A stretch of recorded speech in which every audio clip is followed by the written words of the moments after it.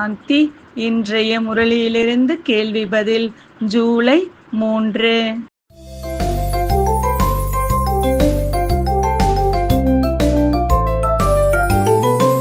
இங்குள்ள ராஜாவை விட சத்யுகத்தில் உள்ள பிரஜைகளை ஏன் உயர்வானவர் என கூறப்படுகிறது?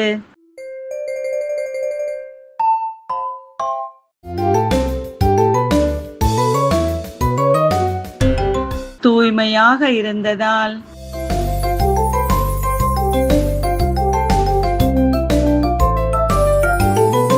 விகாரமற்ற தேவதை முன்பு ஏன் தலை வணங்குகிறார்கள்?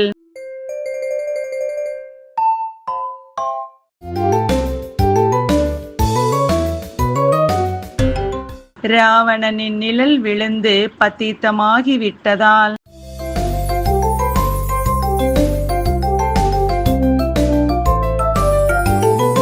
திருமூர்த்தி படத்தில் எது காட்டப்பட்டுள்ளது?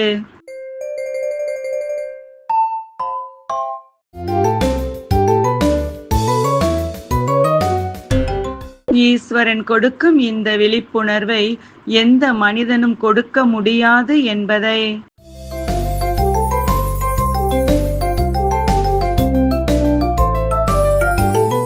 மனிதர்களின் திட்டம் என்ன? ஈஸ்வரனின் திட்டம் என்ன? ராஜயோகிகளின் திட்டம் என்ன?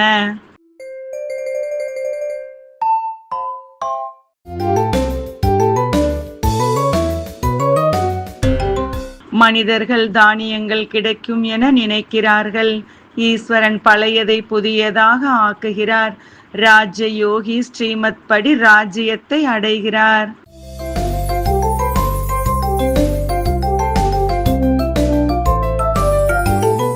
மாயா யாருக்கு பிரச்சனைகளை ஏற்படுத்தி கஷ்டம் கொடுக்கும்?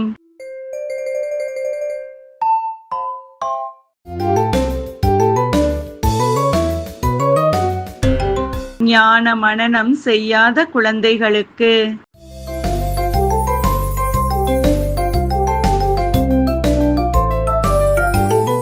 அஞ்ஞானிகளுக்கும் ஞானிகளுக்கும் உள்ள வேறுபாடு என்ன?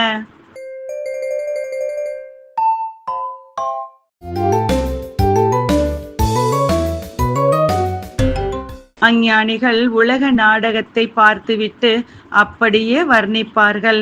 ஞானிகள் உலக நாடகத்தின் முதல் இடைக்கடையை புத்தியில் நிறுத்தி வர்ணிப்பார்கள்.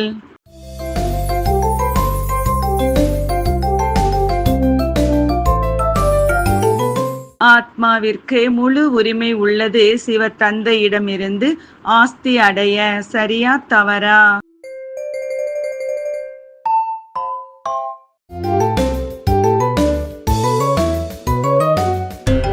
சரி.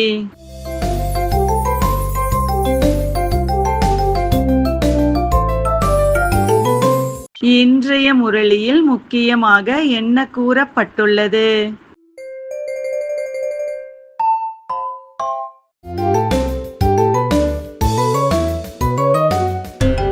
இது புதிய தர்மத்தின் புதிய ஞானமாகும். சரீரத்தின் மீது நம்பிக்கை இல்லை, அதனால் வேகமாக முயற்சி செய்யுங்கள். நன்றி. ஓம் சாந்தி.